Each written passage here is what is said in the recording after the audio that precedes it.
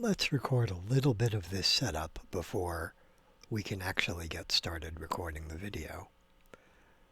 This is what I won't be able to show you once I've actually started recording. The goal here is to be able to record stereo from Logic to hear the instruments and all of that, but not record the microphone out of Logic, but instead to record that, as you can see, in Sound Studio.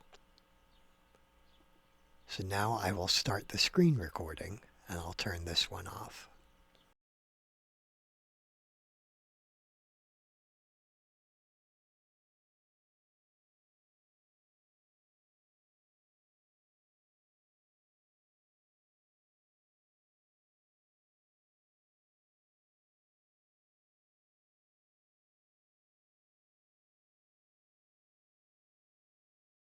And we are now recording in Screenflow. We'll take a look at that once we're done after a little bit. You can see the microphone is recording in Sound Studio in a mono track. And all this is done through Loopback. So here's what we have.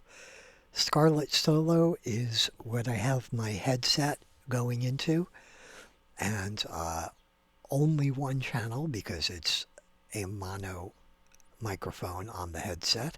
That goes into channel 1 and 2, but again, only using the one channel and recording mono in Sound Studio, as you saw.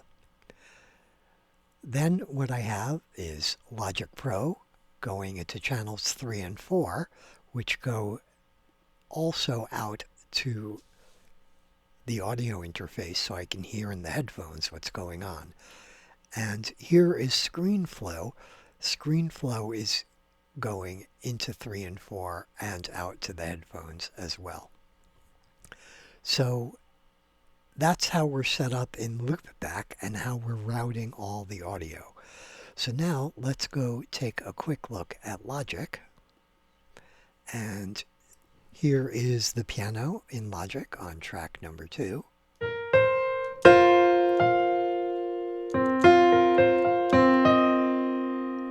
It sounds lovely. And here we have a synth track from Phase Plant in Logic.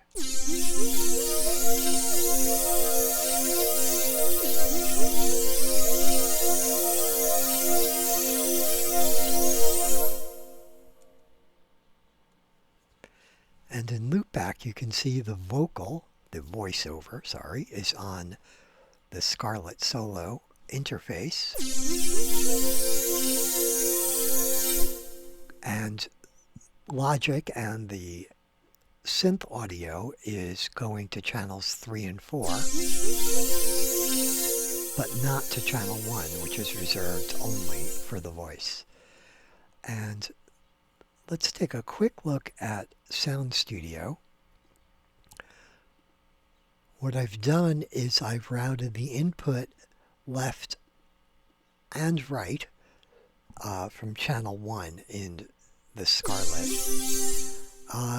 It doesn't really matter which I do here because I've set this up as a mono track, but if I had just set it as a default stereo track, this would have worked just as well. But if I'm recording in mono, I only want the one channel. I don't want to have mono recording into a left and right stereo channel because you can have odd things going on when you do that.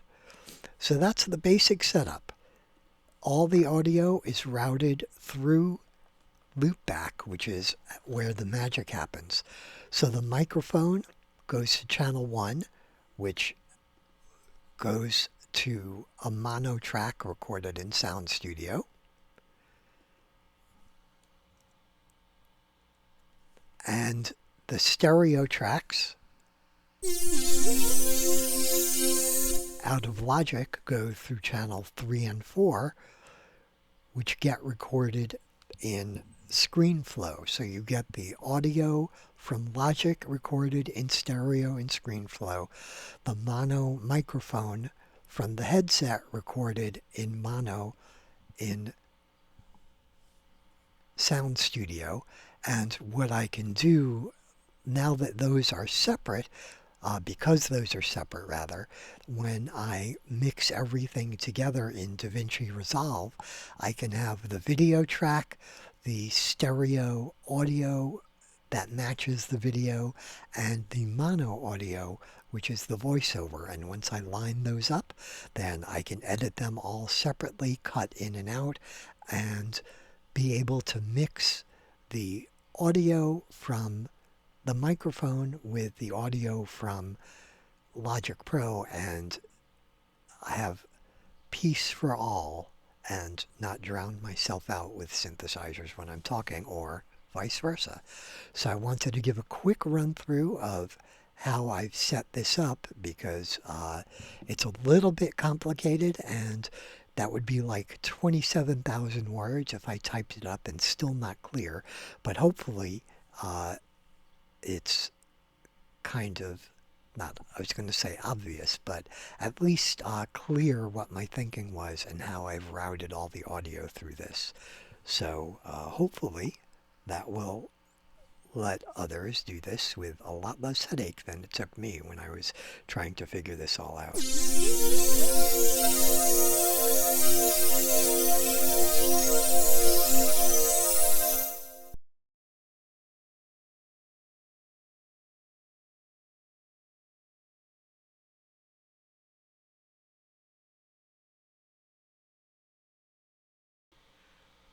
Testing, 1, 2. Okay, after having recorded that initial part, I wanted to perhaps mention what the entire point of all this is. It's quite... A lot of you may be going, well, why doesn't he just record things in Logic straight through? I could have routed the headset mic into Logic as another channel and recorded everything there, and that would have been very easy to do and no problem. But that's more of a streaming outlook in a sense. So if I'm demoing a synth, and here's this phase plant synth. If I'm demoing something like that, I can just record straight through, do the voiceover on a separate track in Logic, and everything will be fine. But you'll notice I'm not actually recording in Logic. So if I were to do that, there'd be no voiceover recorded. Or let's say I did start recording in Logic. Here we go. I'm now recording in Logic.